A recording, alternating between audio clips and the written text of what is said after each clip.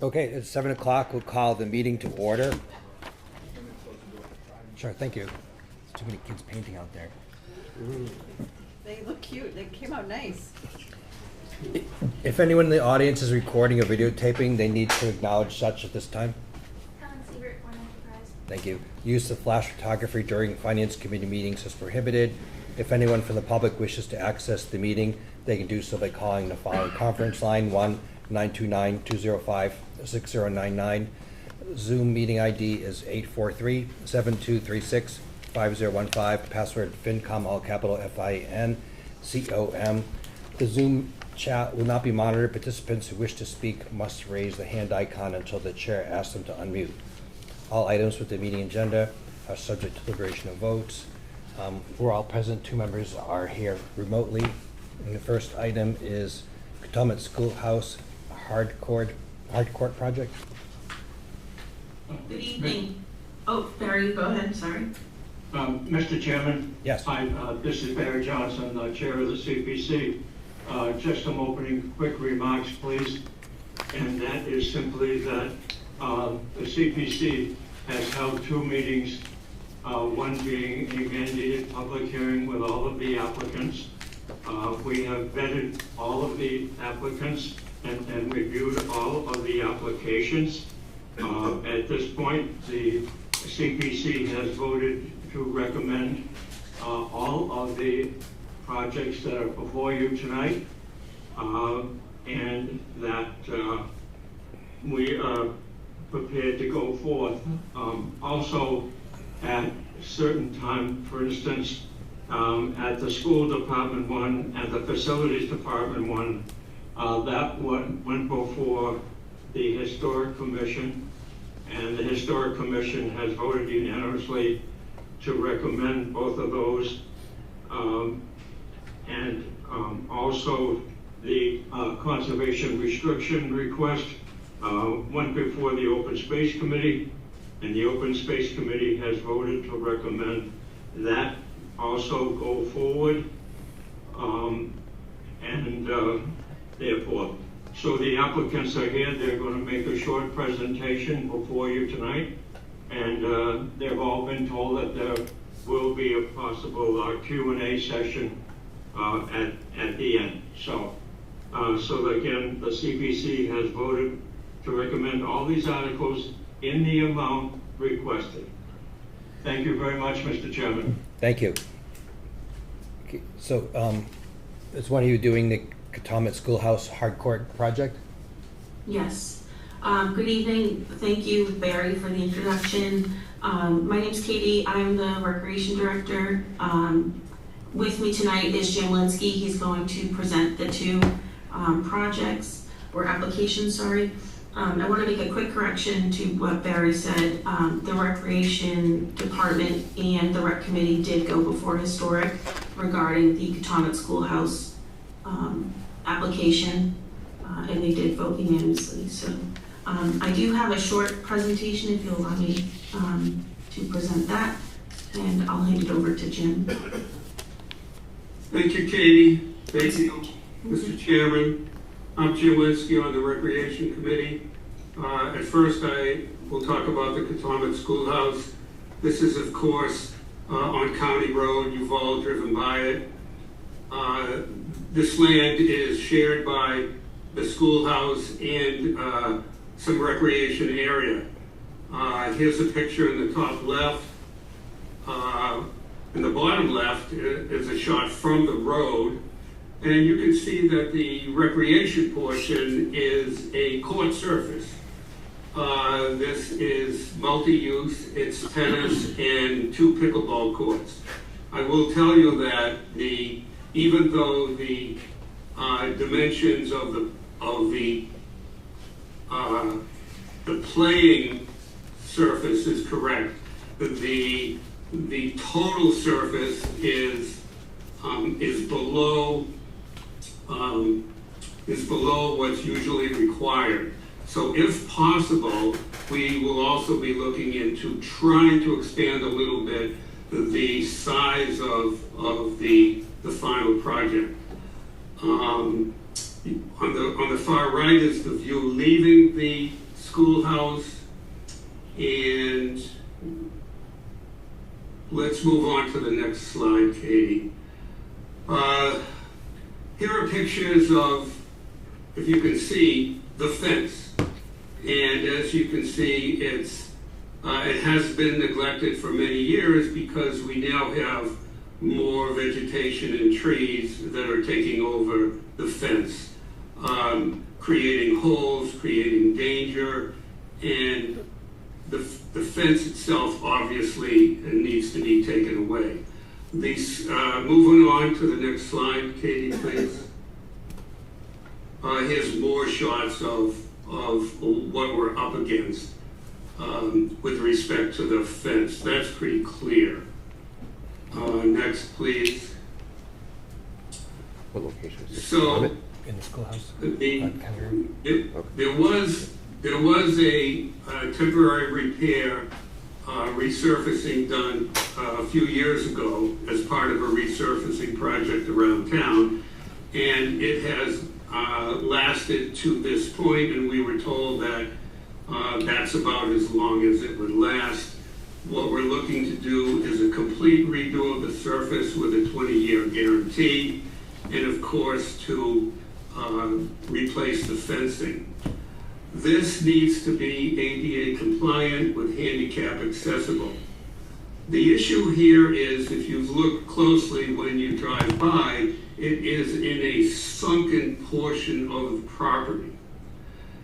So some very careful engineering needs to be looked at to try to create parking with handicap accessibility, and at the same time maintain the historic nature of the Catomet Schoolhouse.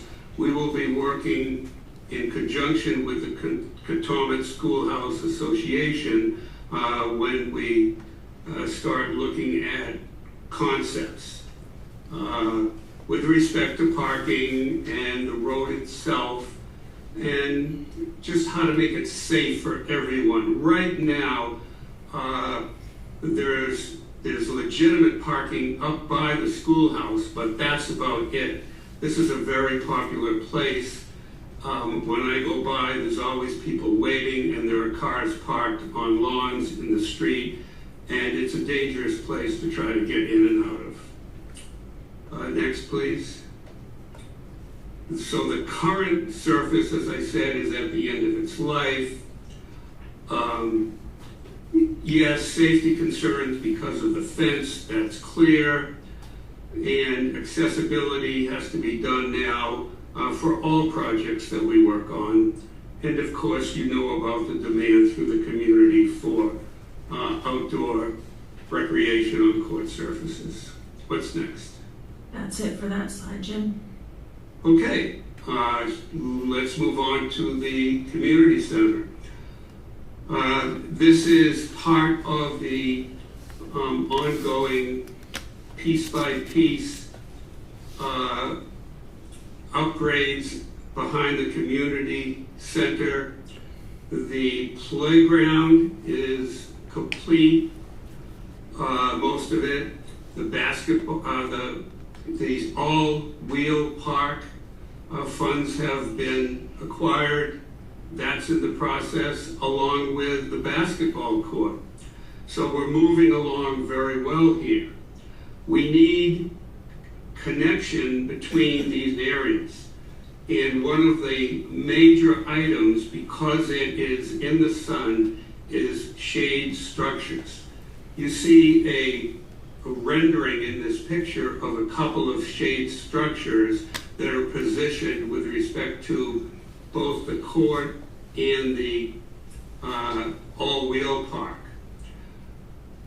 There's also part of this application shade structures that will be for the playground. This is a diagram of the playground on the left, and on the right is a shade structure that will be hanging over two corners of the playground. It's cantilever in nature, as you can see.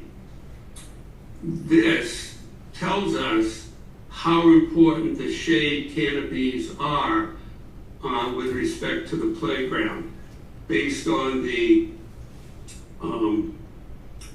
comments and the data that was collected.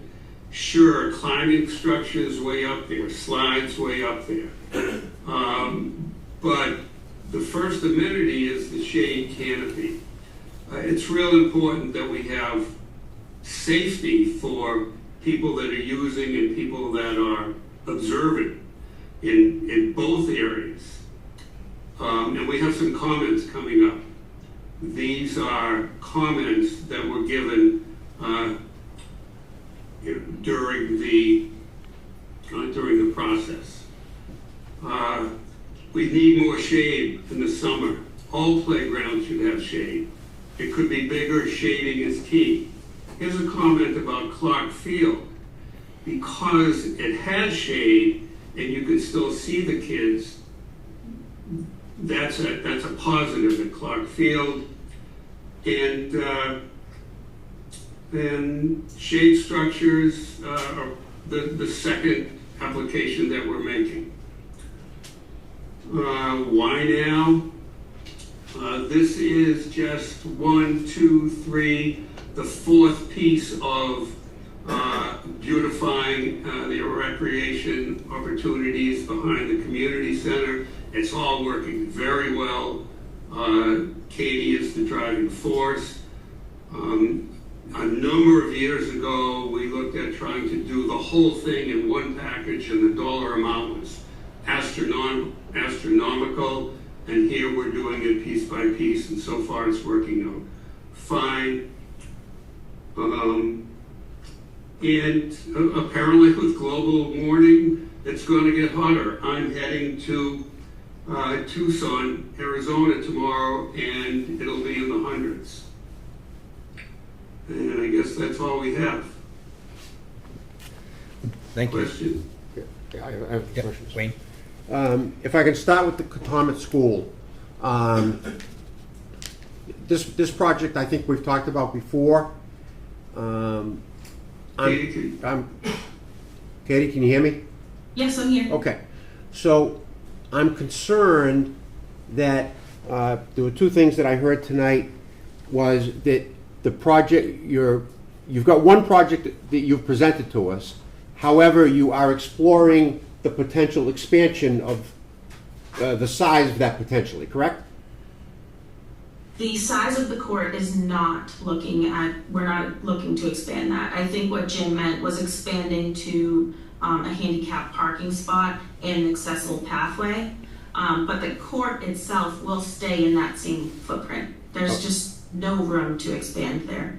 Okay, but the cost of the parking is not included in these funds?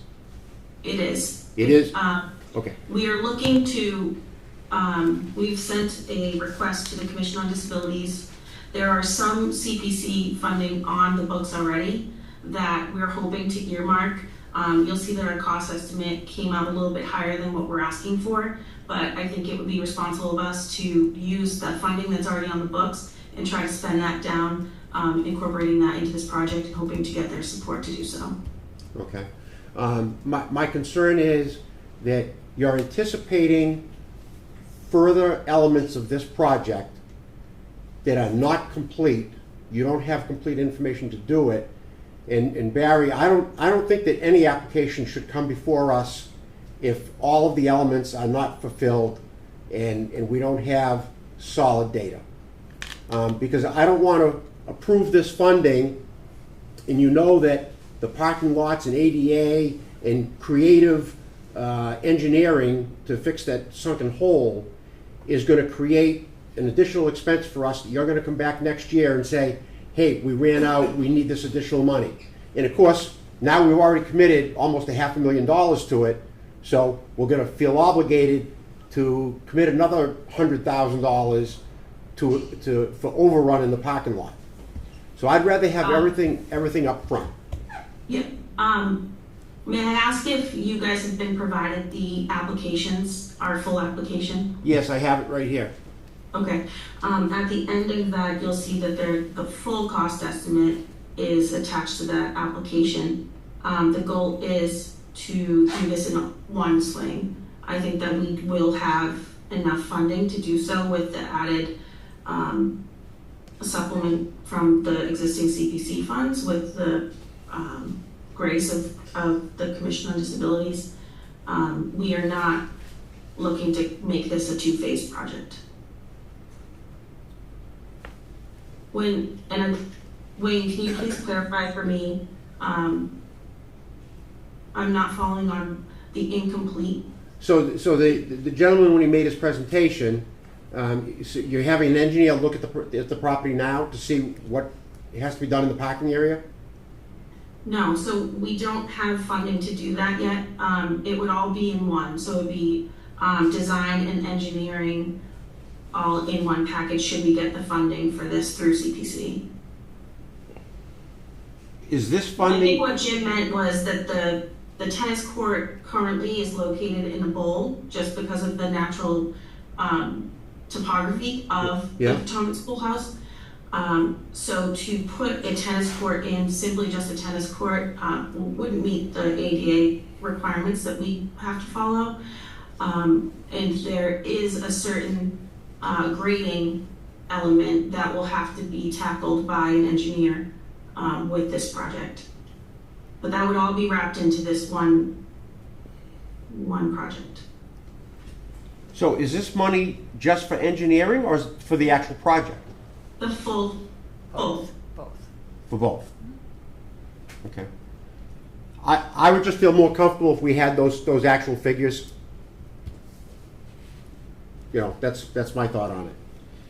It is itemized on the last page of the application. Okay. We did itemize all of that through Weston and Sampson gave us a quote. Okay, we'll take a look at that. Okay. On the community center, last year we appropriated money for that, and there was shade money in that also, correct? No. We took Last year, we funded the Jason Comoletti basketball court last year, Yeah. which is in process now. And the Allwell Park project is in process now. So was there a project the year before that we funded? I think it was in 2019, you funded the playground project. For out back? Yep. In the shade out there now? There's no shade. No shade at all. Right. Was the shade project removed from one of the projects that you presented to us before? Because I know that we talked about this. No? I don't believe so. Okay. So, May I? Certainly. I do think it was included in the $9 million project. right, that we turned down. That did not go forward, but Mhm. this is the first time that component is coming forward as we're doing this kind of incremental approach. Mhm. But when it was looked at comprehensively, it was part of the $9 million project that did not go forward. Okay. So if we're spending $350,000 on shade, did you look into natural shade? You know, planting trees and developing the shade? No, I did not. So I'm concerned that if we spend $350,000 now, in 5 years, it's gonna start needing repairs, and that cost is just gonna keep escalating. I don't know what room you have back there, or if anybody has looked into that, but.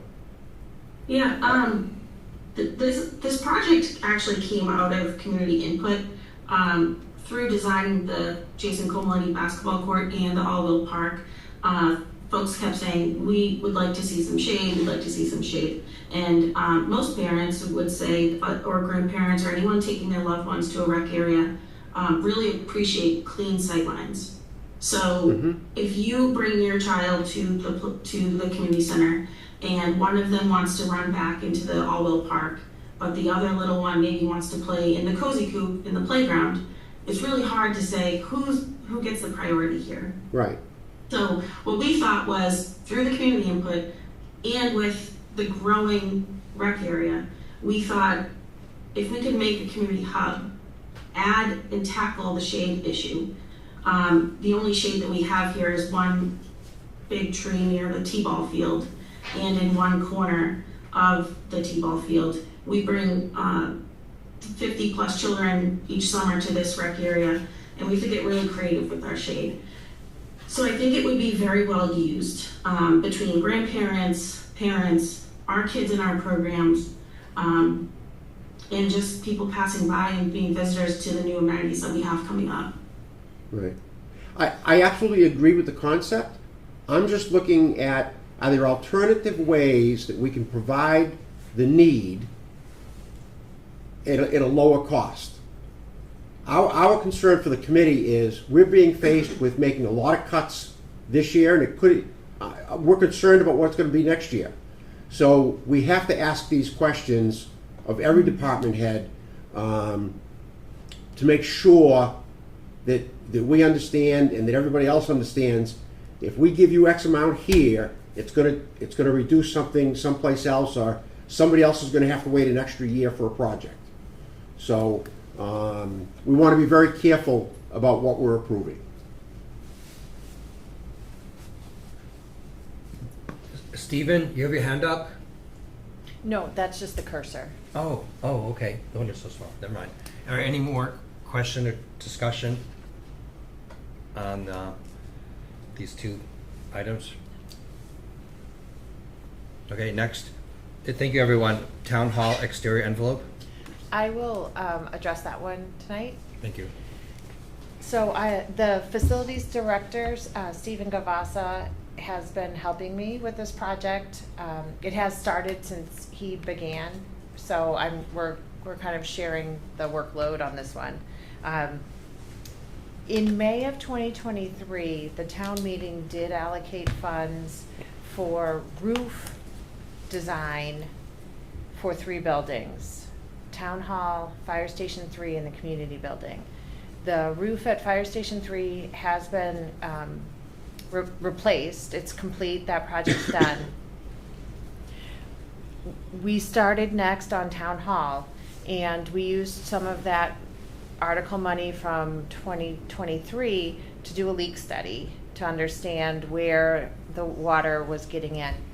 And when we received the results of the leak study, it was clear that yes, the roof is leaking, but it's also clear that there's a lot of water infiltration through the brick and the windows. So I now have a proposal for engineering and design services to make Town Hall watertight. So the roof and the wall and windows for kind of a complete envelope project. The total cost of the design is $154,000. We have the money in the roof article to cover half of that, but that money is specific to the roof. So in order to fully fund the design project, I need $77,000 to cover the costs of the vertical walls, the brick and the windows. So between this CPC request for $77,000 and the money that's already been allocated in the roof article, that'll provide the full funding for the design. This is just design. It will give us, it'll give us a set of plans and specs that we can put out to bid. It will probably be 2 construction projects. There'll probably be a roof project and it'll probably be a masonry project. But those are things that'll be determined along the way. The construction will be significantly more expensive. So this is our next step. We've done our leak study. We have to do our design and put together our specs and plans and estimates, and then come back in the future for construction money. Would that construction money come out of the CPC funds or be more of a capital thing for the whole town?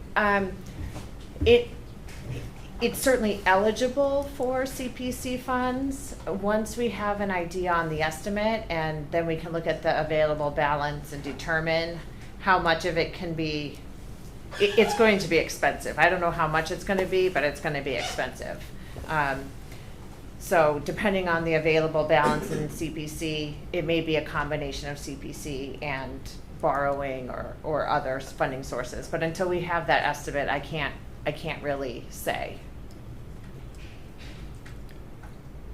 Yeah, I just, for the money that was allocated in 2023 for the roofs, does that mean if you need 77,000 from CPC, does that still leave money left over to finish the roof? So the 2023 article was design money. Oh, design money. It was okay. design money Right. for those 3 buildings. Okay, thank So- you. I thought it was money to actually construct. but No, okay. it wasn't. I forget the available balance, but it was not construction money. Okay, It it's was just a design. Okay. Yeah, it was to get the project, understand the scope of the project, put together the design, and then go out for we used that money to do the design for Fire Station 3, which then ended up being a borrowing project for the Mhm. construction. Okay. All right. Thank you. Any questions? Any more discussion on town hall? All right, next, school administration building.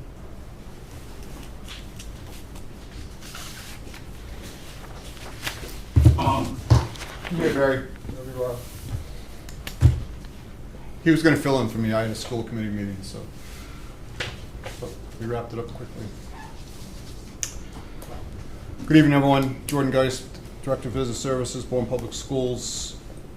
This request is for $30,000 for feasibility study at the school administration building, having a look at the siding and trim and water penetration, the back entrance staircase and the ADA access ramps out front. The ramp out front is of particular concern that I want an engineer to look at. It's concrete. There's some cracks developing in it.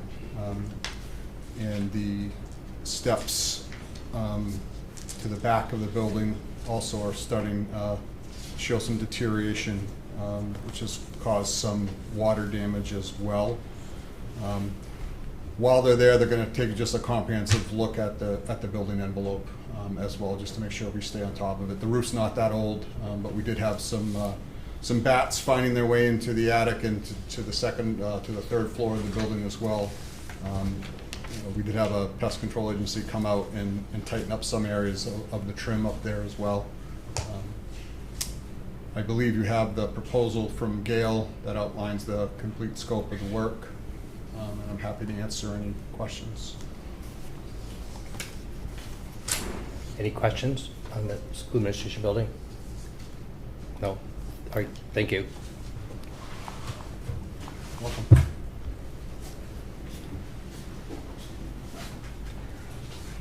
Next, conservation restriction for Bourne Conservation Trust property. Do you want to have one of your colleagues advance your slides? Yeah, I can do that. Good evening, Mr. Chair, members of the committee. My name is Mark Robinson. I'm the director of the Compact of Cape Cod Conservation Trust, which is a regional nonprofit group that works in collaboration with all the nonprofit local land trusts, including the Bourne Conservation Trust, which is represented here tonight by the founder, Steve Ballantyne, and the current president, Jack Dolly.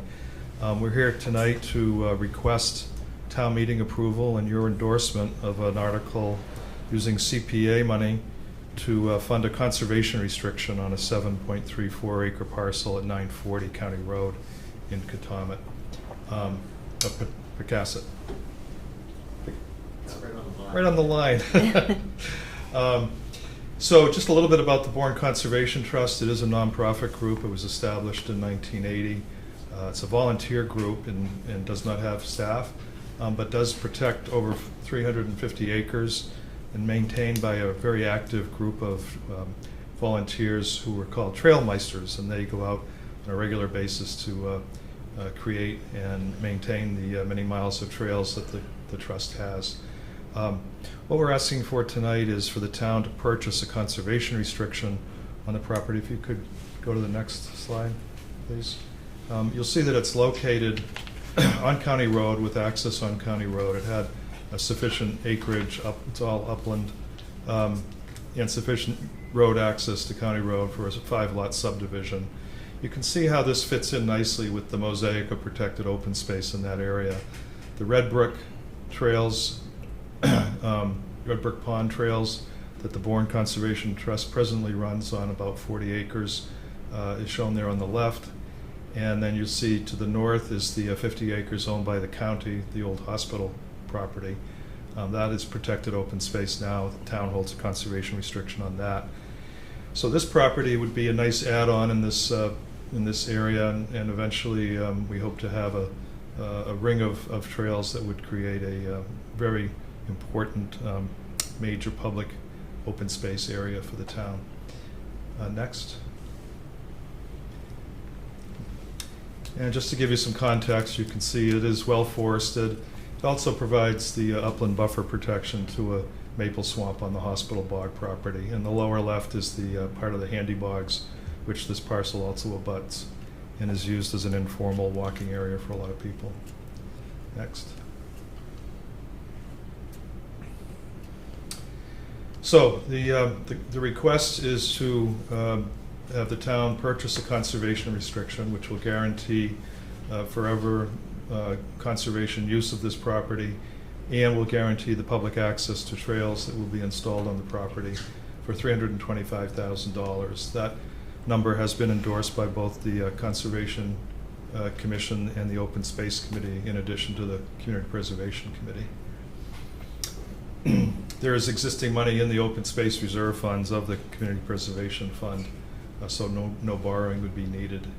And the town conducted an appraisal by hiring Clancy Appraisal Company in Falmouth this month, and the results are shown as you can see. The appraiser, Joe Clancy, estimated a fair market value of $700,000 as the property as is. The Bourne Conservation Trust has purchased it for $650,000. The value of the conservation restriction, which is in a sense the development rights in the property, has been appraised by the town's appraiser at $590,000. So in a sense, we're asking the town to fund the $590,000 worth of development rights for $325,000. And this would help the Bourne Conservation Trust to pay off the loan on the property that they used to buy the property in January. So that's all we wanted to say. Unless I'm sorry, I'm lost. you're lost, okay. I'm lost. Okay. I'm going very fast. I'm sorry. The Bourne Conservation Trust, last year, we allocated $650,000 to buy this property. No, I'm sorry. Okay. Let me start Yeah, over. okay. So in January of this year, Yep. the property had been on the market last fall. The Bourne Conservation Trust purchased it for $650,000. It had been on the market for over $1 million. Okay. So currently, the Bourne Conservation Trust owns this property. Okay. And Bourne Conservation Trust owns the property already. Right. Okay. And so what we're asking is to create a funding partnership with the town using CPA funds for the town to purchase the development rights. The town has to purchase a property interest with the community preservation money. The town can't just give money to a project for conservation. The town has to take back a property interest. The property interest in this case is the conservation restriction. It's exactly the same model that we used for the Austin property 2 years ago. So the town residents have already spent $650,000 on the property. No, the Bourne Conservation Trust, which is a private nonprofit group, Yeah, purchased the property with a loan of $325,000. from the town. No, from my organization, my Okay. regional organization. Okay, so there's no town funds used in that 650. Presently, none. Okay.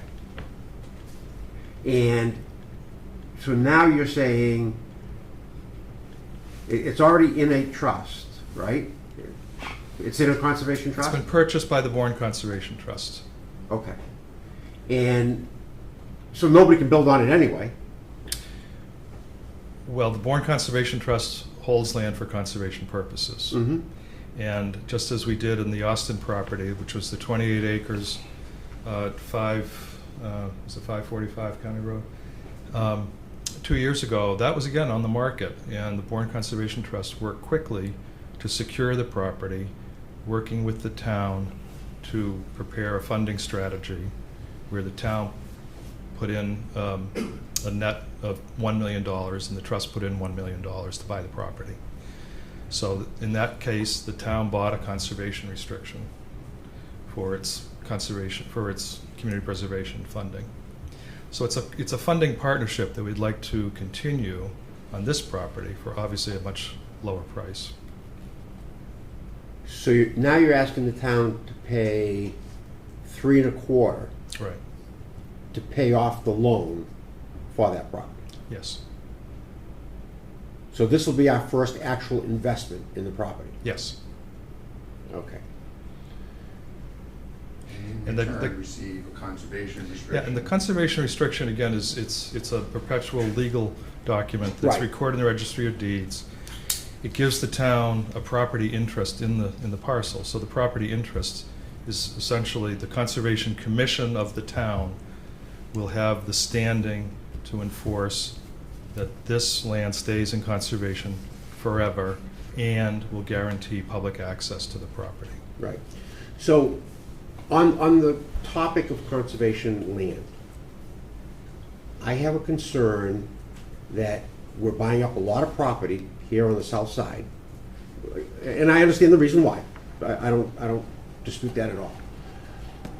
But my concern is also, we have such limited access to land.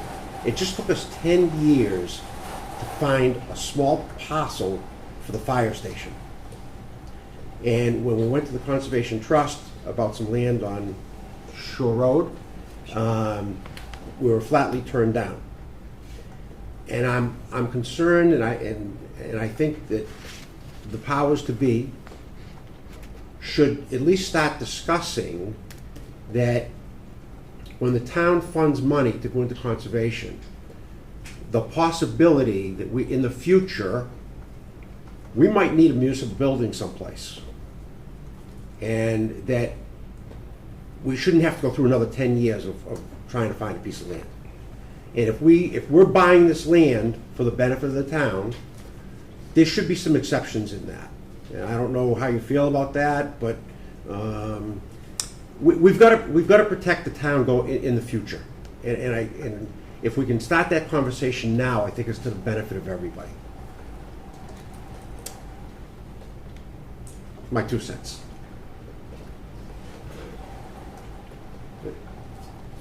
Well, if the town didn't buy this land, well, if the BCT hadn't bought it, it could have been developed into homes or something. It might not have remained available for the town at a future date, right? It was on the market as a 5-lot subdivision potential. So we lost that potential real estate tax. Or just additional homes in our, Right. that everybody's crying for. Mm-hmm. And what about all these properties in here? Does the Bourne Conservation Trust have plans for those pieces of land too? Several of those lots have houses on them at the end of Valley Farm Road. The other parts are connected with the cranberry operation.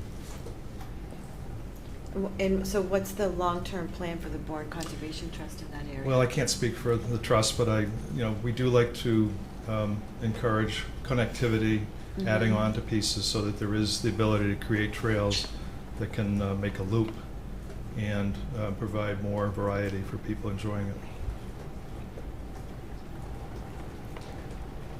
Okay. And access to these homes would be from this Valley Farm Road? That's the current existing road. It's a dirt Existing road, yes. Okay. I think there's about 6 houses in there, maybe.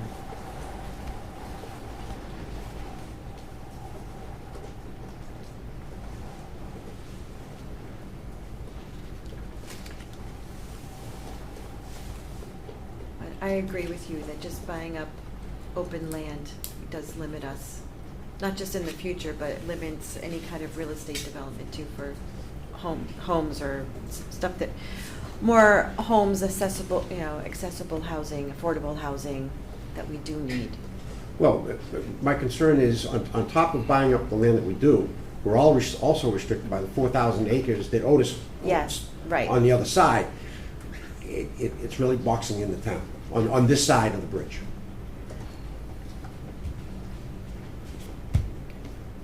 So, any more conversation? So there's always some trade-off between Right. those three Yes. goals of Yep. more housing, open space, Yeah. and, we guess we invest in both or encourage both. And it's not necessarily a trade-off if you can infill areas that are already disturbed to build a house rather than a forested area that's near the conservation area. I'm not concerned about more housing. I'm concerned about the potential for municipal needs in the future. Well, it can be undone, right? If you get enough, the state legislature or something. No. Not legally, yes, but I don't think there's an appetite for it. Jim, if I may, a question? Yes. With the Austin property, there was grant funding for that. Is that same opportunity available for this property? Yes, so in the Austin Properties project, we were it was serendipity. We were able to apply for a state grant, which was awarded to the town of $1 million, and that offset the town's contribution to the property. And unfortunately, that state program is not available. Those funds have been cut at the state level, and the timing wouldn't work anyway because that's an application process that doesn't even start until the fall for other grant sources from the state. So the state Forest Reserve grant is the one that was used for the Austin property, and that's no longer funded. And Bourne was one of 2 projects on the Cape that was funded for that in 2024, and we were so lucky to get in just under the wire for the application. We brought $1 million back to the CPA. So last time I remember there was some questions like why the town would buy something that was already conserved, maybe not with a deed, but by a conservation organization. But the rationale was that the private nonprofit groups can move more quickly, right? When something comes on the market more than the town can, and then if we do this collaboration with them, it allows them to do it again if there's another opportunity. I can say that the success of the partnership at the Austin property emboldens nonprofit groups to continue those partnerships. And I think that it's how I work all over the Cape, and I have for many years. We see these kind of nonprofit and town collaborations on open space all the time. And sometimes the town acquires the land and the conservation group holds the conservation restriction for some of the money that it gives to the town to help buy a property, and sometimes it's just the reverse. In this case, we're asking the town to purchase the conservation restriction on land to be owned and managed by the Bourne Conservation Trust nonprofit. One of the advantages of the nonprofit owning the land, of course, is that it's responsible for the maintenance and not a cost to the town. The trails are well maintained by the volunteers of the Bourne Conservation Trust. Okay. Any more discussion on this? All right, thank you, Ms. Robinson. Okay, next, Housing Assistance Corporation, ARC, INS. Members of the committee, thank you for having us tonight. My name is Robert Brennan. I'm the Chief Legal Officer for Housing Assistance, and with me is my colleague, Patty Mitro-Costas. Patty prepared the excellent application before you and is available to answer any questions as well. We at Housing Assistance, for those of you who might not be as familiar, we're Cape's leading 501c3 nonprofit focusing on housing. Within the town of Bourne, you may know us from the 222 rental units that we've created over the past 20 years. That includes Cape View Way in 2025, 45 rental units, 44 units at High Meadow Townhomes in 2019, 45 senior rental units at Clay Pond Cove, 28 rental units at Canal Bluffs, and 60 assisted living and senior rental units at Cape Cod Senior Residences in 2005. In addition, we administer the region's rental assistance, energy, and homeless prevention programs. In 2024 and 2025, respectively, 386 Bourne households received assistance totaling over $3 million. That was in 2024. 2025, the numbers were 402 Bourne households receiving approximately that same amount of money. So certainly, Bourne is very much a focus of our activity, both on the development and support side. What we're discussing tonight is our application requesting $100,000 for effectively safety net housing. This is the lowest rung on the community housing ladder, and that is shelter housing, which is currently located in Hyannis, because that is where Cape Cod's hospital center is. I think not surprisingly, homelessness and where homeless tend to go is where they're getting ready access to medical services as well, and that is Hyannis. The current shelter at 77 Winter Street, its shortcomings were exposed significantly during COVID. The homeless population on Cape Cod is increasingly senior year after year. The current shelter is spread out over 3 floors and does not have adequate space for day programs. Those day programs, which are also provided by Catholic Charities. Catholic Charities is the contracted shelter operator with the state as well. But those day services are the wraparound supports that aim to prop folks up so that they are able to move into more permanent, supported housing, and then beyond that, into more permanent housing. But what we're really talking about on the housing spectrum, and we operate along the entire spectrum, everything from workforce down to homeless prevention, is that shelter housing as a safety net. Over the past 4 years, 57 individuals who identified Bourne as either an address, a last address, or address of family have been shelter guests. Were those numbers to continue over the next 20 years, we're obviously looking at a significant, multiple. So certainly families in Bourne, individuals in Bourne are served by the regional shelter in Hyannis. This is, again, a regional shelter. We have working relationships with all of the first responders, and Patty can detail kind of how folks typically come, but it often is identified by first responders in the towns, and then they're transported to. Who are the folks that are living there? In addition to having roots and connections across all 15 towns in the Cape, these are often Cape Cod's working homeless. Right now, in winter, close to 50% of the shelter guests are employed in subsistence level jobs. That number goes up to over 70% when the weather turns and the season hiring demands for outside work, landscaping, go up as well. These are often folks that, through no fault of their own, couch surfing comes to an end.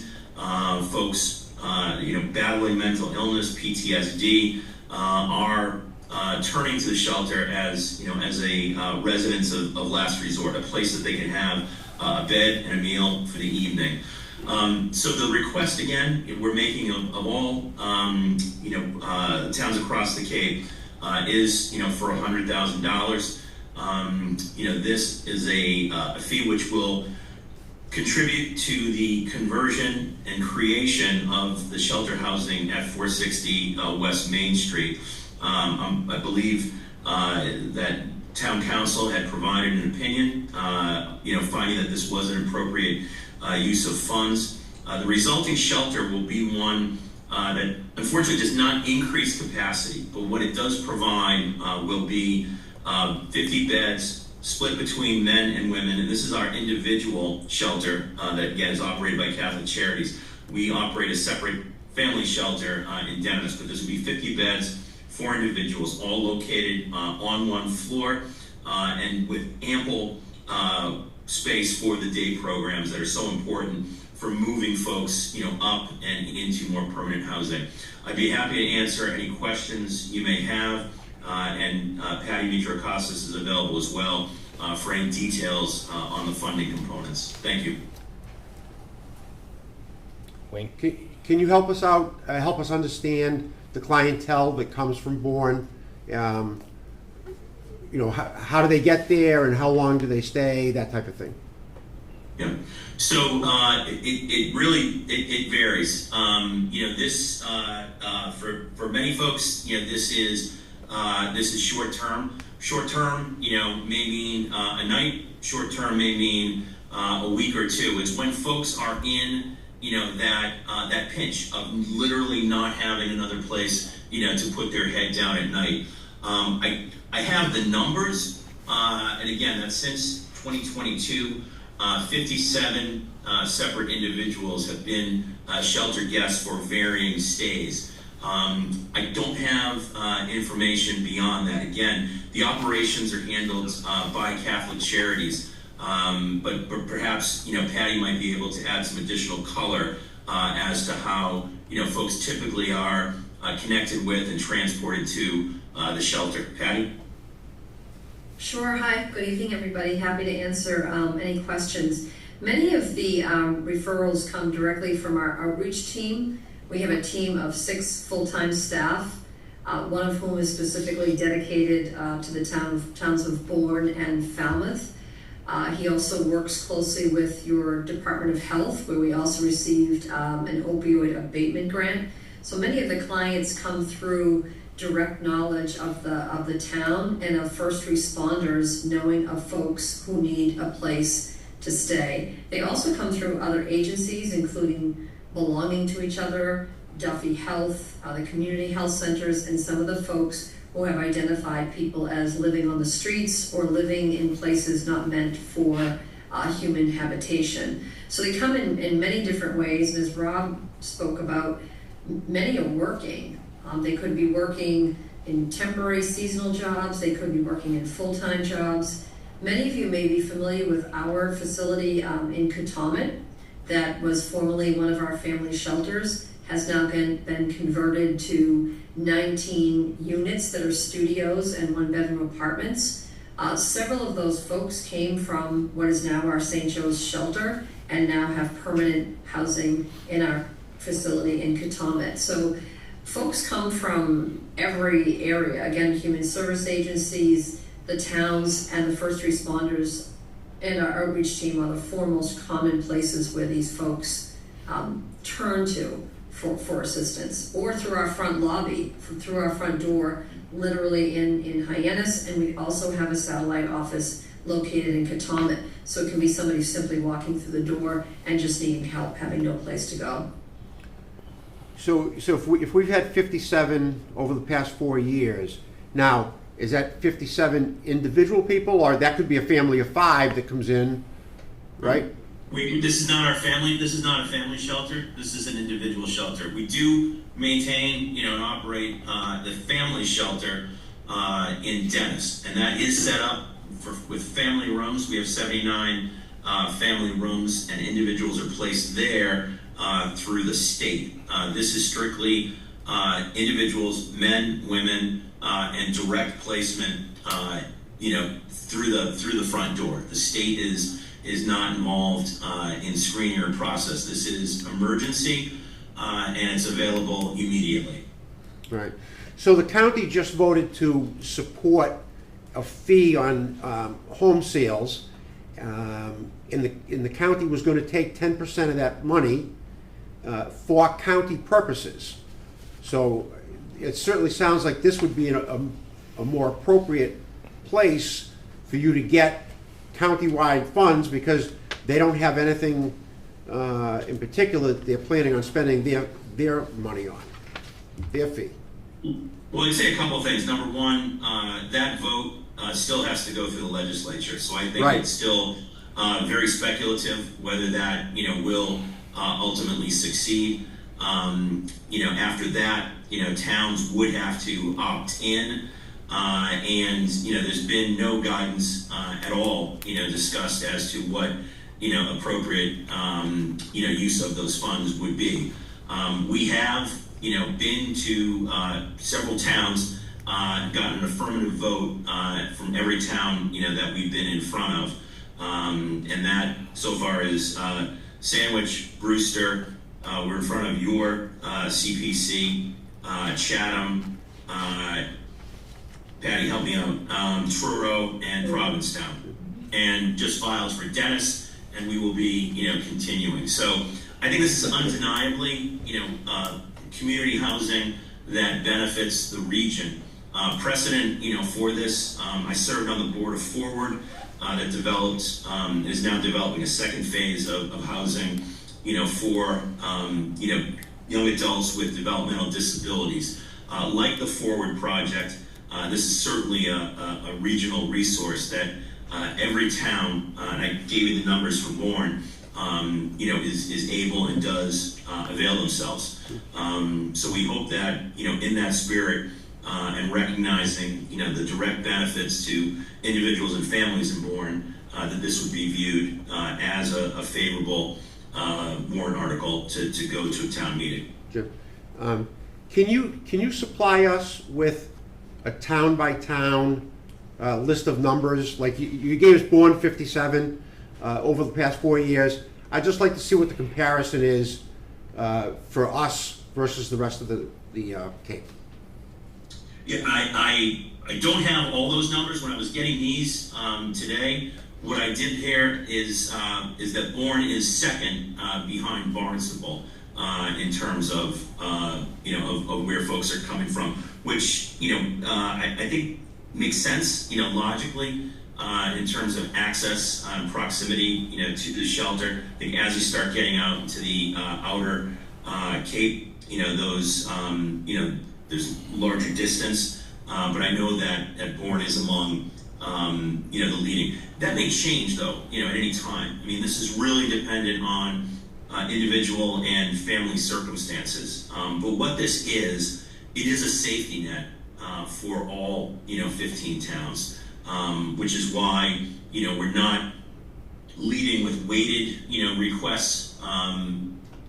Bourne could very well be the number one community 1 year, and that might drop off. We hope that things do drop off as we're working to create more housing opportunities at that next rung up. But really, we're talking about the very bottom rung of housing. We're talking about a safety net that is available to all 15 towns. How many rooms are available in this building? Well, it's not rooms, it's 50 beds, right? 50 so beds. Okay. These are, kind of dormitory, style. 50 beds, I think the split is roughly 30-20 men and women. In addition to that, there will be, commercial kitchen to be able to, provide meals in the evening, in the morning, as well as program space, which is more than tripling from what is currently available. We're also at the site, and this is not part of this funding request, but also on site there will be Duffy Health will be having a clinic so that folks that need medical attention, mental health attention, can get that, as part of the day program as well. The goal here, is really to have a better facility to achieve better outcomes for individuals, and those better outcomes for individuals translating to better outcomes for all 15 towns, including Bourne. Thank you. So the total cost is 4.8 million, and the request for us is 100,000. How will you finance this other than the 100,000 or so from each town? Yep.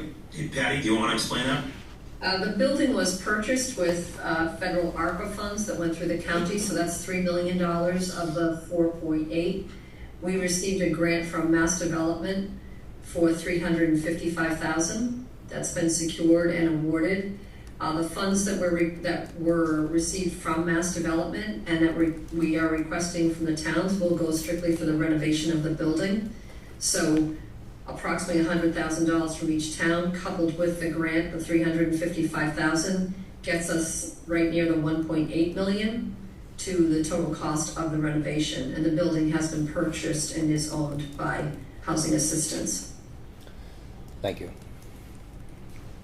Any more question, discussion on this ARC? Yep. Mr. Chairman? Yes.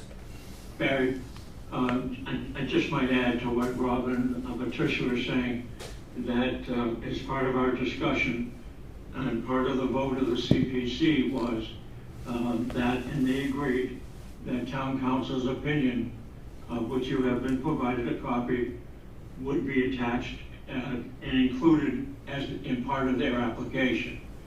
And actually, this will all be reduced to a grant agreement, which obviously would be done if passed by the town administration and housing assistance.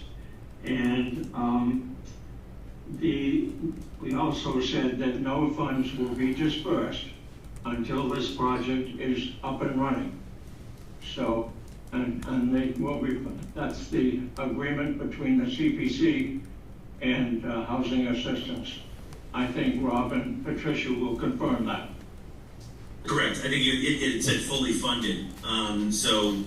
Yes, and we are more than agreeable. We'll also be working with all funding towns to place funding, restrictions in the chain of title. We've done that again. We've done that before. I believe Bourne, participated in that with Forward. So it makes for a stack of documents, but it's something we are very comfortable with and more than agreeable to.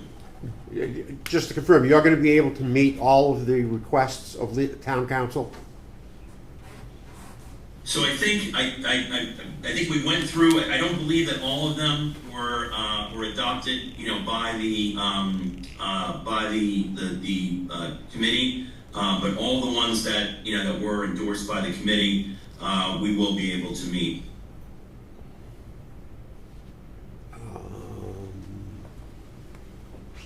I would like to know which ones town council recommended and were not adopted, so that the finance committee can be aware of those and at least. So I think one of them came up. One question was with regard to funding by the town of Barnstable. We explained that housing assistance, as you know, we work across an entire spectrum and develop all forms of housing that are also of a regional benefit. We recently received $1 million from the town of Barnstable in support of a 50-unit workforce housing project that again will provide regional housing resource in downtown Hyannis. In addition to that, the town of Barnstable really shoulders the operational costs and burdens of having the shelter, located within the town, and that does include, first responder, runs. It includes, overtime, services. It's taking that property, both at 77 Winter Street and 460 West Main Street, off of the tax rolls for the town of Barnstable. So recognizing, the burden that Barnstable shoulders, recognizing, the regional benefit, we elected for the balance of funds, go out to the other, 14 towns. So that was the explanation I provided to the committee. And, my understanding, Barry could confirm, is that was satisfactory, and that request or that suggestion in town council opinion was not one that was endorsed or carried forward by the CPC. That was presented during our discussion of the vetting of the application. Thank you. So Barry, you have a list of the conditions that town council asked for that were not approved? I do not have that. I just have and provided you and the select board and Marlene with a copy of their opinion. And we went through it point by point by point. And it all came down to a final grant agreement, which will outline all of these items that are being discussed. Okay. Any more discussion on this? All right, thank you. Thank you very much. Next, administrative expenses. That's CPC administrative expenses, right? Yes, the administrative expense article is submitted by the CPC. It's the same article we've had for a number of years. It covers our operating and administrative expenses. We have requested $75,000 each year, which has been approved. And as you know, this is the one article that at the end of the fiscal year is closed out. Remaining funds go back into the Community Preservation Fund. So under the statute, we could request up to 5% of the revenues for our purposes, and $75,000 is less than the 5% that we under the law could have asked for. So for the last 5 years or so, it's the same article, same request. Thank you. Any discussion on this? All right, thank you, Mr. Johnson. Next, pilot program for firefighter health and cancer screenings. Oh, there was an amended agenda. Oh, I got the wrong one here. Okay. Sorry. But what's the next? I'll get it. Anyone have an amended agenda in front of them? Bourne Affordable Housing Services and Support. All right, sorry. Bourne Affordable Housing Services and Support. Hello, I'm Susan Ross. I'm here as chairperson of Bourne Affordable Housing Trust and Affordable Housing Partnership. Every year we come in front of all the committees asking for CPA funds for our operating expenses. Affordable housing is not part of the town budget, and so for us to have any services, creating, monitoring, producing, designing, providing funding for our projects, all has to come from the CPA. Every year it's the same. I don't know how to explain it more than the fact that is on our application. We have to do a lot of things to keep the town in compliance with all the affordable rules and regulations in the state. We're very lucky that we have the cooperation of everybody at Town Hall, but we need money to do things. And I think if you have the application, on the third page, this time, I did the best we could do to outline the expenses. Sometimes we get expenses that just creep up, like all of a sudden a house appears that we have a chance to buy, so we have to buy it, which means we have to put more money into inspections than maybe we would have done. But we just did a general thing. And so we have two people that work very part-time for us, and we use money to pay their expenses for bookkeeping, for overseeing some of our projects, for writing and making sure we have everything done at town, at the Barnstable County Registry of Deeds. We need outside professional legal and we have to use translation services at many times. We pay Housing Assistance Corporation to monitor our units. So if we, every year they send out a letter reminding people of what their obligations, if they're in an affordable unit. And they also, if we get a house for sale or a resale, they help us do the lottery and to figure out the deed rider that has to be put on to make it affordable in perpetuity.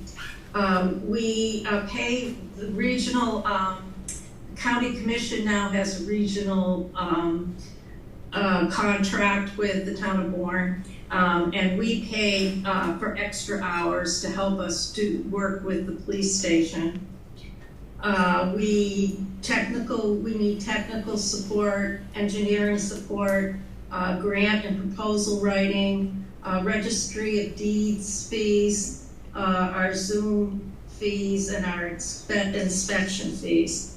So we put it together as best we could, and so we are asking for CPA to allow us to have $111,500.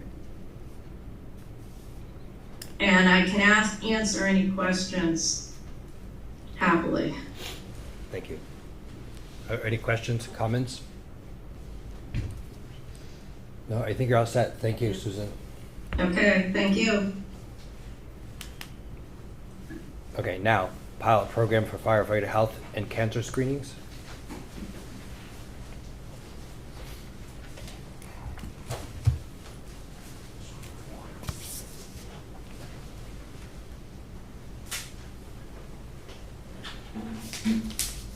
Good evening, Dave Plonzi, Chief of Department. I have with me tonight Jared Shaughnessy, President of Professional Firefighters of Bourne, Local 1717. Thank you for the opportunity to speak to you tonight about our proposed pilot program for firefighter health screenings, health exams, and cancer screenings. This came up during the most recent contract negotiations, and both sides at the table understood how important this program is. We assembled a committee, and actually 2/3 of the committee is here tonight, in addition to Jared and myself. We also have Lieutenant Dave Clary from the union and Assistant Chief Joe Carrera. We've been working to identify the different types of screenings that we want to see and which is the most important to focus on. Because we're still working on that, we don't have finalized numbers yet. We'll bring those forth at a later meeting. Where this came from is the occupational risks that the firefighters face. It's not just the actual risk of the fire itself, it's the long-term exposure to carcinogens and the cardiovascular stress that fighting fires puts on the body. The National Institute of Occupational Health and Safety and Health, NIOSH, found that firefighters have a 9% higher rate of cancer diagnosis and 14% higher rate of cancer-related deaths than the general public. Because of the extreme stress on the cardiovascular system, cardiac arrest remains the leading cause of death in firefighters. This proposed program would allow the department to offer voluntary comprehensive health and cancer screening program for all employees, including comprehensive physicals, multiple cancer screenings, and a medical provider that will come to us and offer essentially one-stop screening for everything, head to toe. It's a pilot program for 2 years to let us evaluate to see if it worked and what the participation was. Our goal is early detection. Many cancers develop silently over years, and when detected early, the treatment and the outcomes are far better. This will identify problems before they arise. Basically, the private insurance that we all carry, most insurance doesn't cover a lot of this testing for, just because we're more exposed to it as the fire service, it's not routine testing that they'd cover, and we'd have to pay out of pocket for a lot of it. A lot of departments in the Commonwealth are already doing similar programs with the company that we are looking at. They've conducted testing in over 50 fire departments, some as near as the Wareham district and Plymouth, and bigger cities like Boston and New Bedford. It's an investment in our people. We spend a lot of money and resources and time on our equipment and maintenance of our apparatus, but our most valuable resource is our people, and this is like preventative maintenance for them. I'm going to let Jared speak on behalf of the union, and then I can close as well and answer any questions you have. Short and sweet. Chairman Sullivan, members of the Finance Committee, thank you for taking the time to hear from us today. My name is Jared Shaughnessy. I'm a Bourne resident, firefighter, paramedic, and union president of the Bourne Firefighters Local. A colleague from the union here tonight is introduced by the chief already, Lieutenant David Cleary, and we represent 2 members from the union side who worked in conjunction with both the town and the chief on this matter. I'm not going to get into the nuances of the program. I think the chief's done an exemplary job in that regard. Our main purpose for being here is to show support and the partnership in which the groundwork for this program was established. This was something that was agreed upon during negotiations and is a matter of utmost importance to our members. Pre-screening for cancer and physical well-being examinations and catching issues before they cause a larger problem is paramount. Personally, I am a married father of 4 young children, and I experienced a cancer scare last year, and there's nothing that'll set your priorities straight faster than something like that. And to have the opportunity to implement a program for early recognition and identifying at-risk individuals is a fantastic opportunity. Working with both Chief Palazzi and Human Resources Director Elise Sicaro has been nothing short of fantastic. To witness their professionalism and dedication in this matter has been a great experience, and we as a union look forward to seeing this program move forward towards implementation. Thank you. I just have one question. If I'm sorry. Okay. If this extra comprehensive screening picks something up that needs to be investigated further, then does a private, well, not a private, but our regular employee health go from there? Because they're going to find things, you know. I mean, they would just refer them to a regular doctor or something? Not necessarily. That's one option. That's one possibility. The other possibility is it'll be covered as a 111F claim, as essentially an injury on duty. So it would have to, you know, there would have to be additional investigation into the whatever is found to determine what track it would take from there. Okay, thanks. So what are you asking for the program? Are you just letting us know that? I'm letting you know, once we have the final numbers, we'll be back before you. Oh, okay. Yeah. You'll have the numbers at your next meeting. And what does pilot mean in this case? Will it be for a finite time, like 1 or 2 or 3 years? We're planning for the first 2 years, and then if we get the buy-in from the employees that we think we're going to get, and it works, and we find the testing is meeting our needs, then we'll look to continue. Thanks. Yeah. Who chooses what's to be tested? We have the committee of the 6 of us that have been working on that, based on national standards and working with these companies. Okay. Similar to what Wareham has or Plymouth has? Yes, yep. Okay. And like I said, those 50 communities is just from the one company we looked at. We looked at a number of different companies and settled on this last one. And then it was after we reached out to them, I kind of said, hey, who else have you worked with? Because it's out there in social media and stuff, but there's not like a definitive clearinghouse that has all of that. And I was actually shocked that they've done as many as they have, so it's good. Are you going to start? Are you going to try to get a baseline on all employees, or just a percentage of employees? Or we get a baseline when we first do our initial hire. We get our baseline, but right. It doesn't do any of the screening. And then we are offering it up to everybody. In talking with the company that we looked at, they hold a number of Zoom meetings to kind of get with everybody and explain the benefits of it, and they tend to find quite significant buy-in from almost everybody. So okay. The goal would be everybody, but it is Right. voluntary. There are still some people that are scared to see doctors, and they know they're not sick unless they go. So, but as Jared alluded to, there is a lot of support within the body as well. And we'll still keep the information private, correct? Yes, the information will stay with them, with the health provider and shared with the employee themselves. All right, so it's not anything we would track as a town or No. as the fire department? It's Nope. just personal between the testing company and the... Correct, unless it firefighter. comes to the point that someone is deemed Claims unfit to that- work due to some kind of illness, and then, yeah, then, So will this be a separate article at town meeting? yes. Or CPC will be lumped? This has nothing to do with CPC. Oh, yeah, okay, right. We will- Sorry. So this will be a separate article, Right. not CPC money. Right. It'll be free cash money. Yeah.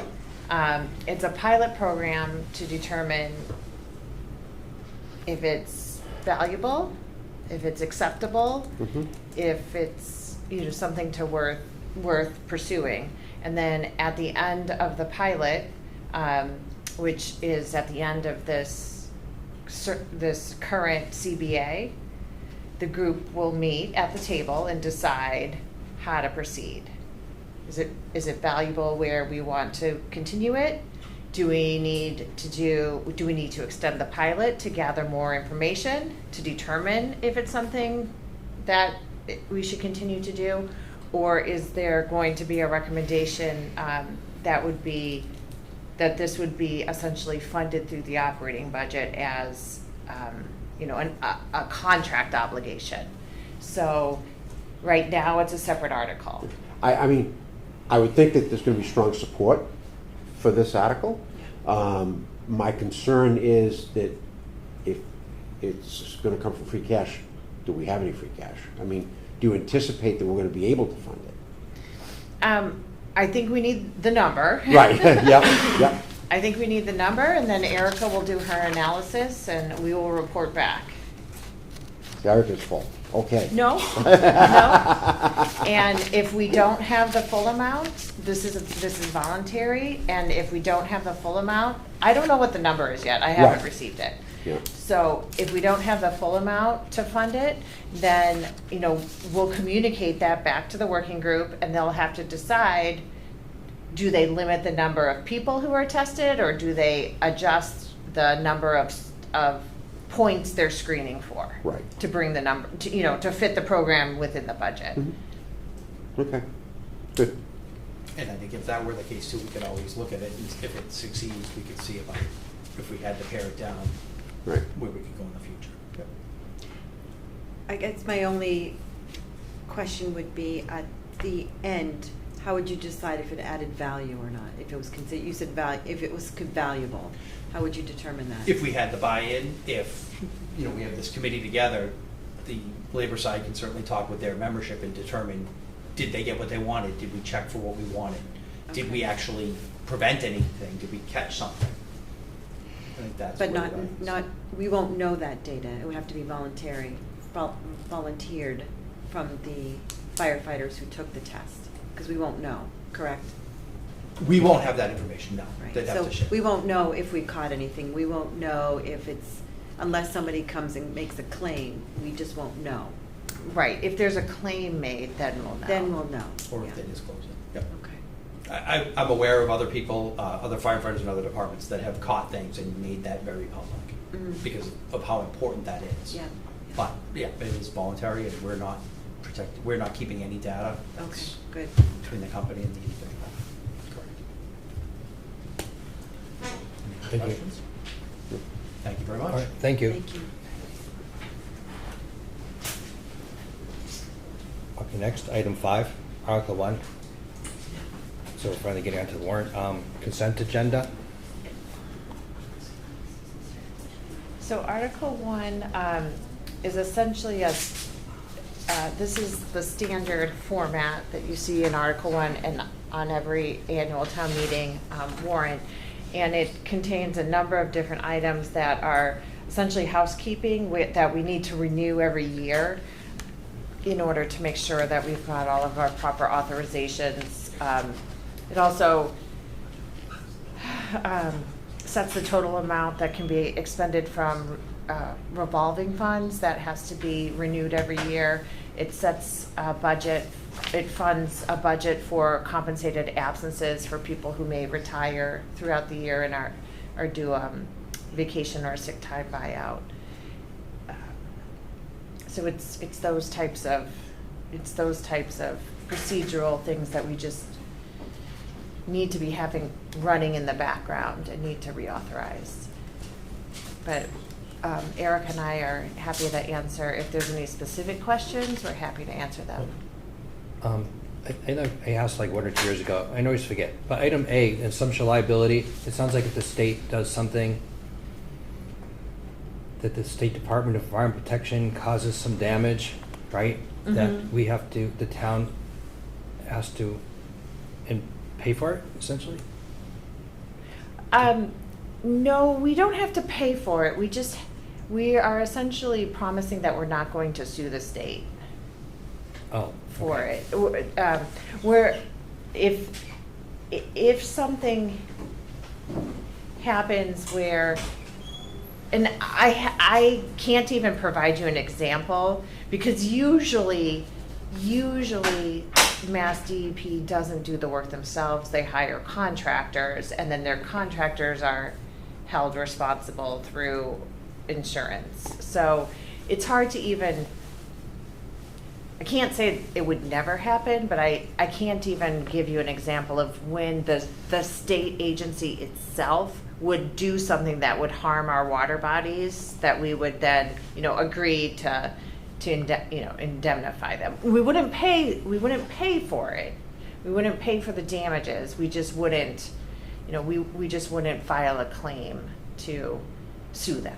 Okay, but if some homeowners did or property owners, that wouldn't be our No, this is liability. only for the DEP itself. Okay. It's not that clear if you're not a lawyer. And then this one, Medicaid medical services programs to authorize the select board, et cetera, et cetera. If we get any funds from Medicaid medical services, we give them to the school committee. Where does that money come from? I can speak to that. So that would be for Medicaid reimbursements, and normally those funds would default to general fund revenue, but by adopting this, it allows us to to transfer the funds to the school committee for their direct services, essentially reimburse them for their costs as well. And how does this town get Medicaid money in this context? So we do have a Medicare billing service. I might tag in Jordan on this is one. that like for school-based counseling and It things? is for school-based services. Okay. Yeah. That's it. Oh, okay.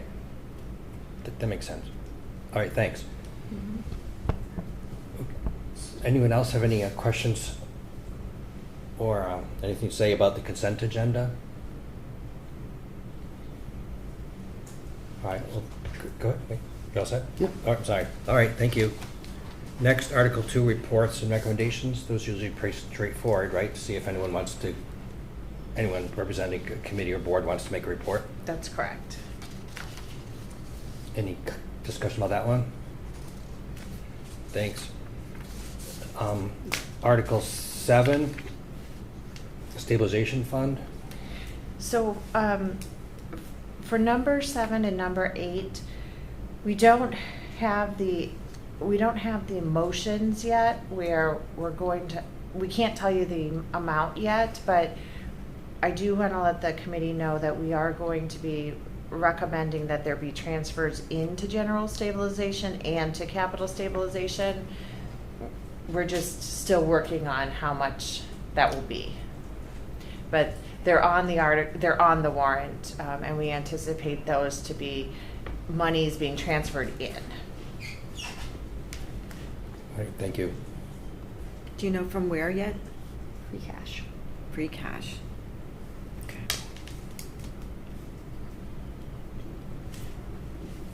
All right, next, the minutes of February 2nd. I think we circulated those. Anyone would like to make a motion? I'll vote to approve. Okay, Wayne made motion to approve. Seconded? Carla by second. Roll call vote. Wayne? Yes. Carla? Yes. Tom? Yes. Okay, thank you. And Amanda? Yes. Chair vote yes, thank you. And then the minutes of February 9th. Motion to approve. Seconded? Okay, motion made by Wayne, second by Carla. Roll call vote. Wayne? Yes. Carla? Yes. Tom? Yes. Amanda? Yes. Carla, yes, thank you. Okay, next, FY27 proposed budget operating capital budget updates, amendments, and questions. Thank you. So I forgot my budget book, and so I feel very lost without it. So I don't have my sources and uses in front of me, but if you look at your sources and uses, at the bottom of page 2, it's showing a deficit of $478,532. Right. So last Tuesday, March 10th, the school committee and the select board had a joint meeting to discuss the deficit. There was a subcommittee meeting by the school committee last week, and there was a school committee meeting this evening at 6 p.m. And I did receive an update from the superintendent that at the school committee meeting this evening, the committee voted to reduce the FY27 budget by $478,532. So by the school committee taking that vote tonight, their operating budget, the 300s in tab 6 in your book, that bottom line budget that we've talked about Right. will be reduced based on their vote from this evening by that amount, which will resolve the deficit and balance it. So obviously there's still a lot of things happening and in discussion, but as of the 6 p.m. meeting tonight, that the budget is balanced again by cuts to the school department. The school committee did also send in an article for the special town meeting, an article for the annual town meeting. You haven't seen it yet, it just came in on Friday, asking to fund a sum of money for the Special Education Reserve Fund. So the Special Education Reserve Fund is also funded by free cash. So just like the discussion with, the fire chief, Erica will do a free cash analysis, and we'll look and see, what's available, if anything, and then we'll take that to the select board as the article when the select board is putting together their motions, and the select board will have to determine how these priorities are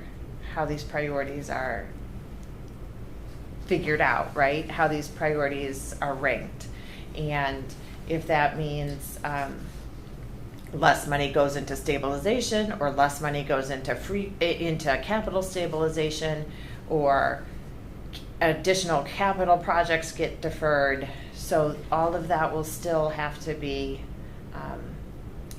looked at. Now the warrant is closed, we have all the articles. So we received an article from the fire department, we received an article from the school committee, and we'll have to sit down and look at the free cash analysis, which, we've been talking for months since the FY25 budget review and the FY27 preview meetings, that there's a lot of pressure on free cash. There's a lot of pressure on all parts of the budget, but there's a lot of pressure on free cash. Is the Special Education Reserve Fund, is that part of the one line for the school? It's No, a separate article. It's a separate article. But, so would this be a creation of a new fund? I don't remember us talking about it in any of our other funding. Because we really don't talk about it except for when there's money being transferred into it. All right. So it's a separate article. The town has created it. Town meeting puts money into it. Mm-hmm. However, the select board and the school committee can take money out of it. So the money can be spent without your review and without town meeting's review. So Right, so on special education. yes. Yeah. Do you know how much we have in there now? we have approximately $100,000 in the fund now. Mhm. And to your point, it's for unanticipated special education costs. Unanticipated special education, okay. So just like there's a general reserve fund, Right, I just remember, I mean, I did the, looking at all the reports we've ever done, I don't remember having a special education reserve fund. I don't Right. remember speaking about it. yeah. It was not, I don't believe it was funded last year. Mhm. So you'll see it when it comes up for replenishment, for funding. Okay. But it's a reserve fund. You have control over the general reserve fund. Mhm. And the select board and the school committee have control over this particular, this narrow reserve fund. Okay. Thank you. Any questions about this or comments? Are there any questions in general about the budget? Relieved now. Well, some still remains to be determined, right, with the budget meeting 2 weeks from today with the select board? Yeah, so the budget hearing, your budget hearing, you were able to reschedule it to give us some more time. So March 30th will be the budget hearing. The select board will be joining you as a joint meeting, and both superintendents will also be joining you. And that'll be essentially kind of our last chance to really button any loose ends up before, hopefully we can have the budget ready to go into the book by the printing deadline. I mean, I don't care whether we do it here or at the next item on the correspondence. I just want to recognize the fact that in our packet was the letter about Upper Cape Tech Yes. and, the funds that they want to get.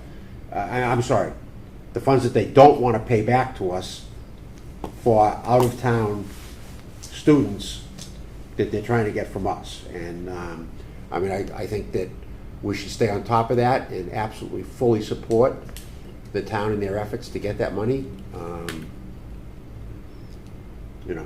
If they're not willing to do it, I'm willing to make a motion that we don't vote their budget. Really, how can they expect us to pay for students out of town? That's just wrong. So I feel pretty strongly about that. My 2 cents. Is that still being negotiated, that process? I'm not going to use the word negotiated because I don't think we should be horse trading students. Right. So I'm not negotiating. Is there a law somewhere that's clear enough that once you realize this kid's living in, say, Wareham rather than our town, that's just automatic, that say, okay, we overcharged you and here's your money back? Just, you know what I mean? Is it just a formula that? So we continue to work diligently on this. It's not, from my opinion, it's not a negotiation. There is an error that needs to be corrected using the well-defined and proper processes and protocols that are in place. But I am the town administrator. By state law and by charter, I have no authority for any oversight or any operations at either school systems. Right. So it's something that we will continue to work on, but I don't know how it'll be resolved quite yet. From the letter in our packet from the Board of Selectmen, what certainly concerned me was that we have 17 students that we've been paying for, that the school should have caught, and That's actually that's actually not the right number. okay. I saw 2 numbers. Oh, okay. There was a 17 number and then I think 11 additional. So I received a list from Superintendent Forget with 17 addresses on it. 2 of them were clearly in Bourne.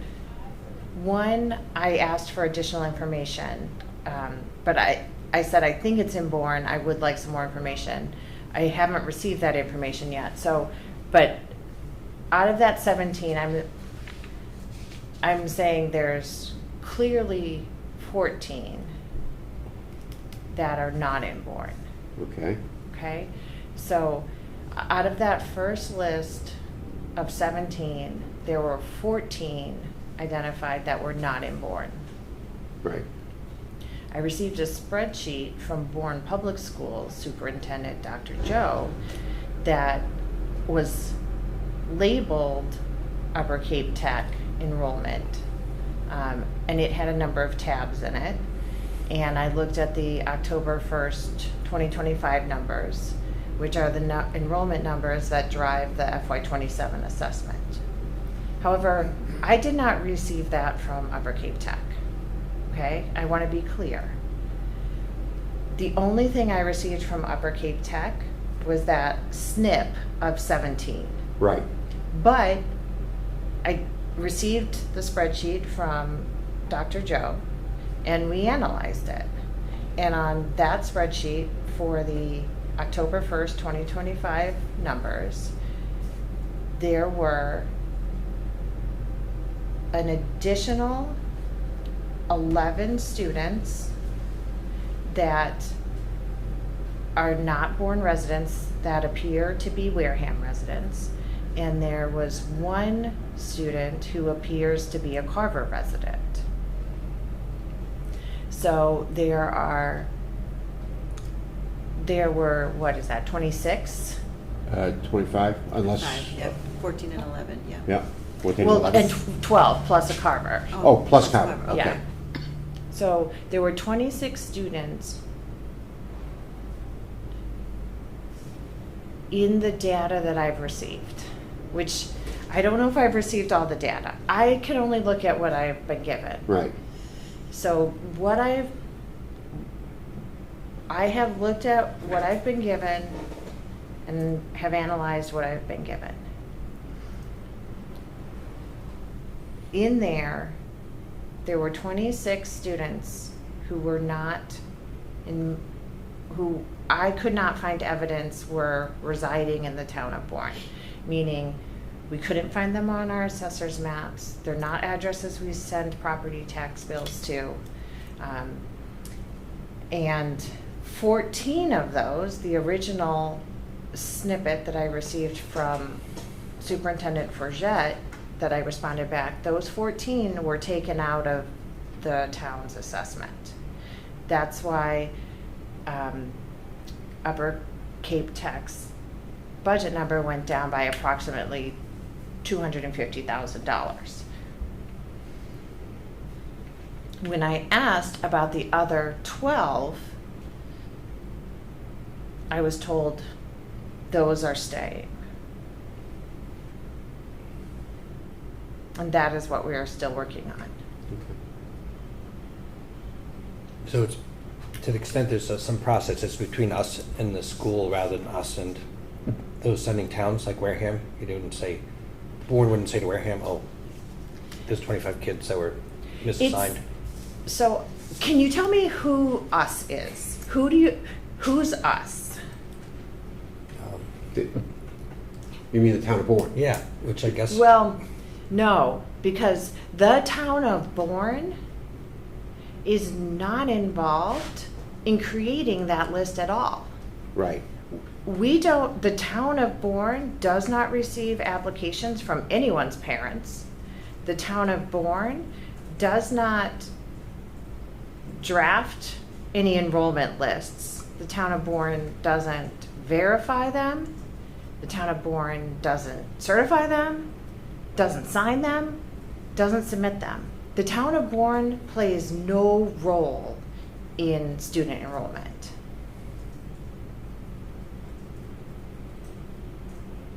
And how much are we talking? Are we talking 5,000 a student, or is there a specific number? So I don't know the calculations. I don't know the formula.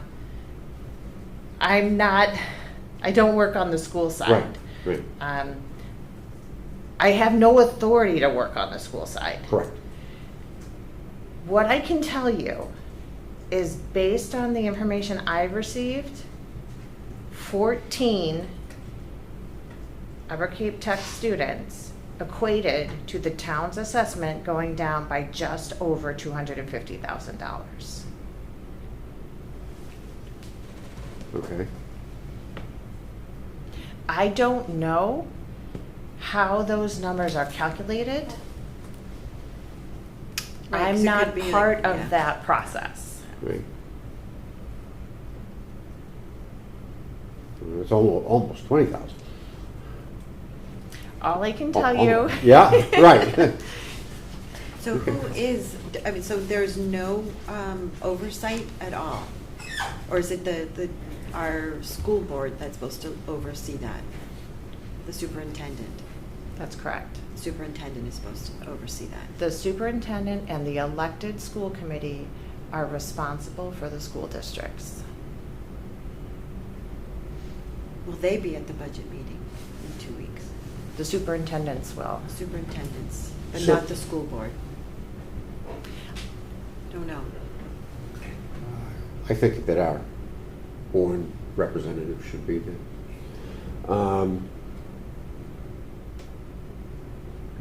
Do we have a line item in our budget for Upper Cape Tech So it's, that we'll be voting on? yes, so I forgot my book, but it's in tab 6 and it's 301 and can you, what's the latest number? The current proposed budget number is $4,438,051.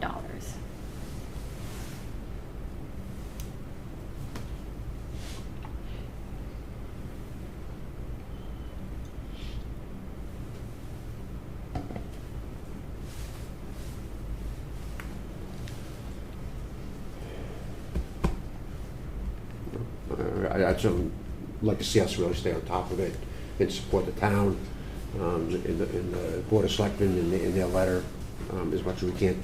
Now, I saw something in the letter about state formula reimbursement or something. So does the state do an audit of these students at all?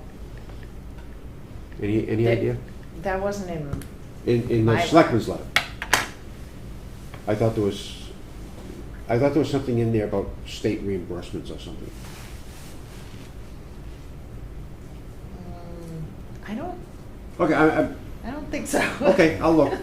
Yeah, if you can, if Sure. you, I mean, I because I don't know anything about state reimbursements for education. Okay. You don't have to jump in if you don't want to. But if you want to, if you know. I just, Yeah. a point of clarification, Yeah. if you don't mind. No, go for it. Just wanted to follow up with something the town administrator just said about who's in charge of the enrollment, and she said the superintendents are. Superintendents are in charge of their own enrollment, not each other's. Correct. We verify, Bourne Public Schools verifies where our students live, and Upper Cape Tech verifies where their students live. That's why they make sure that was clear. Is there a privacy issue that we can't ask for the list of students that are aligned to Bourne and their addresses at the Upper Tech? I'm not aware of any, but it's never been Bourne Public Schools' responsibility to verify where another school students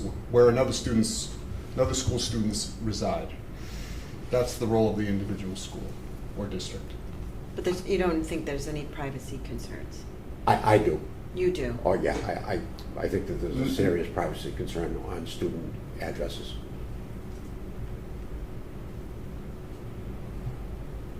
For the general public.